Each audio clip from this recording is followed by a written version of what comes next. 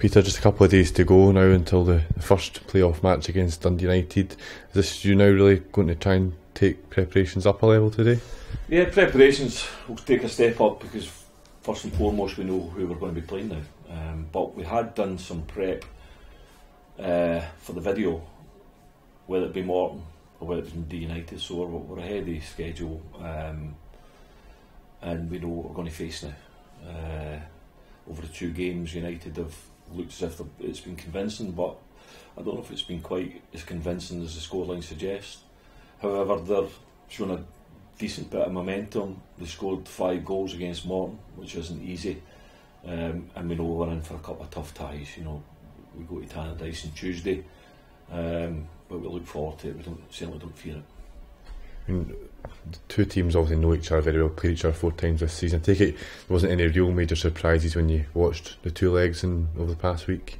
No, it was the Dundee United team I expected, and a formation I expected. And it's the same with Morton if it had been Morton. Morton are missing Katongo, which was a blow for them, I think. But as I say, United will be probably playing with Murray and Mickelson up top again, I would imagine. Andrew having to go into a strange position for him. Coati is a lad that I don't think United Falkirk fans have seen yet. Plays alongside Will Flood in the middle of the park, and Spittle's come on into the game and scoring goals as well. You know, so that's our front 6 in many ways. The back 4 I think will be the exact same with Dunnan and Edge and Gelly as the centre backs, and Murdoch and Robson as full backs. Bell and goals. I don't see that team changing an awful lot. I don't see the formation going back to what they've been playing most of the season, which has been 4-2-3-1 with Andrew playing as a number 10. I think they'll stick to what the semi-final or the quarter-final has given them, because they've looked better up top, and they've scored 5 goals. You know, so we know what we've got to expect. We have to make sure that we are ready for it. I'm convinced the few days off has helped the players. They trained brilliantly Thursday, Friday.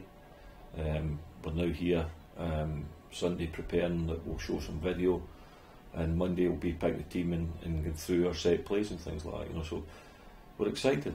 It's a big week for the team, and we want to get back to getting an opportunity to go back into that final, and then if we did to get that final, we want to do better than we did last year. Simple as that. We want to get this club back into the Premier League where I think they belong. Kind of almost had the upper hand a little bit over Dundee United this year. Does that come into play when you go into these matches? No, I don't think so. I think that, you know, who handles the nerves and the tension, who goes about their job right, who defends properly as a team, who takes their chances. Yeah, we've had a couple of good games against United out there, but I think that, you know, I don't think you can look into that too much.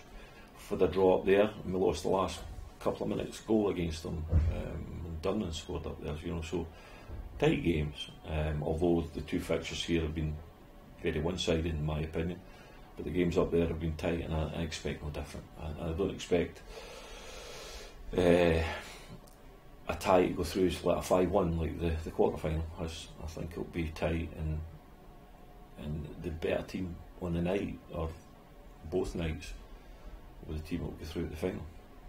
It's been much spoken about, but you'll be looking probably for your squad to use the experience of last year playing these big games and carry it forward, and equally as big matches out here this year. Absolutely, you know, it's a case of making sure that we're ready for it. They're big games, but we've had a few big games at this club in the last 3 years. We've had a cup final, we've had cup semi-finals to deal with, and come through them okay. Albeit we lost the final to Inverness, game we should have won. We came through big massive matches in the semi-final against the Burning last year. Club far bigger resources, far bigger budgets, but we had the heart of lions last year. This team had the heart of lions to make sure that over the 2 legs that we were going to be going in to give us an opportunity to get into the final. We've had to handle the 2 games against Kilmarnock last year. First game we did, the second game we ran out of steam. We lost 2 goals in the first 6 minutes. The game at Rugby Park killed us a bit. We have to learn from that.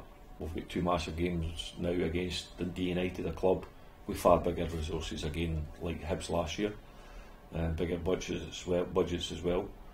but we don't fear it. We have to embrace it, and we have to be big and strong.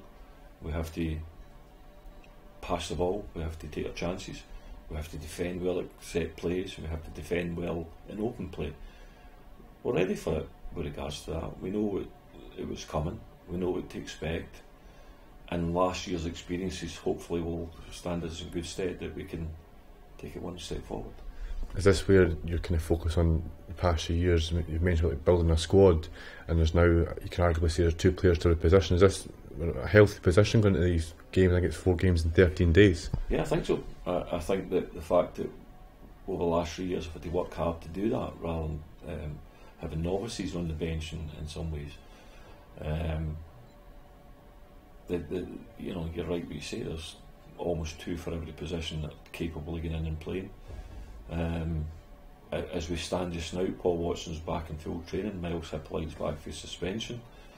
We've got David McCracken's the only one who has got an injury, and we're ready to take it forward. And you know, if we were to take a couple of knocks, I think there's players there who can go in and replace the ones who did go out, and no less in the team that much. And that's the target we can try to aim towards for the last few years. And we are at that position just now, and hopefully, if that did happen, although I hope it doesn't, we can.